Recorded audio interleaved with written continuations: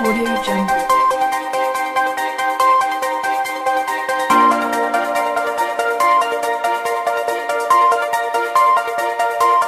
Audio Jungle.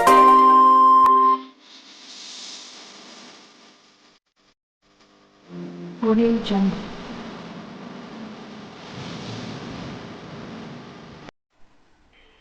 ছয় দলের অনূর্ধ্ব 14 নক আউট ফুটবলের সুব্রত মুখার্জি কাপ খেলা হলো চাঁদপাড়া মিলন সংঘ মাঠে। এদিন ফাইনালে চাঁদপাড়া বাণী বিদ্যাপীঠে ৩-০ ব্যবধানে কালীপুর পাঁচপোতা হাই স্কুলকে হারিয়ে জেলায় খেলার যোগ্যতা অর্জন করে। প্রথমার্ধে রাজন্য সরকারের দেওয়া 2 গোলে এগিয়ে যায়। দ্বিতীয়ার্ধে পেনাল্টি থেকে গোল করে আকাশ দাস রায় ৩-০ ব্যবধানে হারালো কালীপুর পাঁচপোতা হাই স্কুলকে। কালীপুর পাঁচপোতা হাই স্কুলের ক্রীড়া শিক্ষক অমিতেশ সরকার জানালেন, আমাদের স্কুল বেশ পিছিয়ে পড়ে। এর ফলে খেলার আনুষঙ্গিক জিনিসপত্র কেনাও তাদের পক্ষে দুরূহ হয়ে পড়ে। তবুও যত সম্ভব আমরা স্কুল তরফ থেকে চেষ্টা করছি। ভালো খেললো ক্যাপ্টেন আকাশ সরকারের ডিফেন্ডার, গোলকিপার দিব্র সরকারের, বিনোদ দাস, দেবরাজ দাস, সাইড ব্যাকে সুদীপ। চাঁদপাড়া বাণী বিদ্যাপীঠের ক্লাস শিক্ষক সুশান্ত বিশ্বাস ও প্রসেনজিৎ দত্ত জানালেন, উৎসাহিত আমরা বিদ্যালয়ের সমস্ত শিক্ষক ছেলেদের খেলার জন্য নানাভাবে কোচিংয়ের ব্যবস্থা করে রেখেছি। সবচেয়ে বড় বিষয়, রেজাল্ট যাই হোক না কেন আমরা চেষ্টা করি খেলায় অংশগ্রহণ করতে, যে কারণে আজকের এই সাফল্য। এদিন সকালে উদ্বোধন করেন চাঁদপাড়া বাণী বিদ্যাপীঠের প্রধান শিক্ষক রবিউল ইসলাম। উইনার ট্রফি তুলে দেন আইএফ এর গভর্নিং বডির সদস্য সুব্রত বক্সী।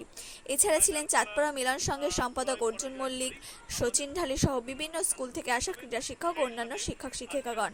প্রথম সেমিফাইনালে চাঁদপাড়া রানীহাটি হাই স্কুলকে ৩-০ ব্যবধানে হারিয়ে ফাইনালে যায়। দ্বিতীয় সেমিফাইনালের টাই ব্রেকারে কালীপুর পাঁচপোতা হাই স্কুল ফাইনালে যায় গাইঘাটা হাই স্কুলকে হারিয়ে 2-1 ব্যবধানে।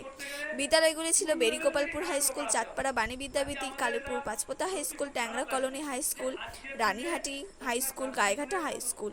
রেফারি বিশ্বজিৎ ঘোষ, বাপ্পা মণ্ডল, মৃন্ময় মণ্ডল ও সুদীপ্ত ভট্টাচার্য।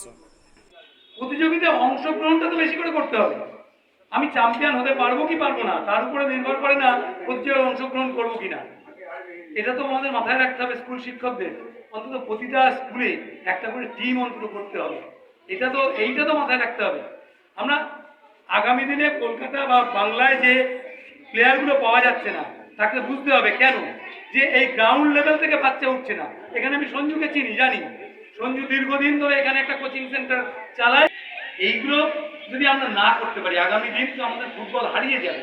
আইএফএ থেকে আমরাও এই প্রথম এবছর একটা উদ্যোগ নিয়েছি যে স্কুল টুর্নামেন্ট, ফুটবল টুর্নামেন্ট, স্কুলে আমরা ফুটবল টুর্নামেন্ট করবো। এটা অলরেডি আমাদের হওয়ার কথা ছিল এবছর এই জুলাই মাসের 21-22 তারিখ থেকে। আমরা শিক্ষকদের সঙ্গে কথাও বলেছিলাম।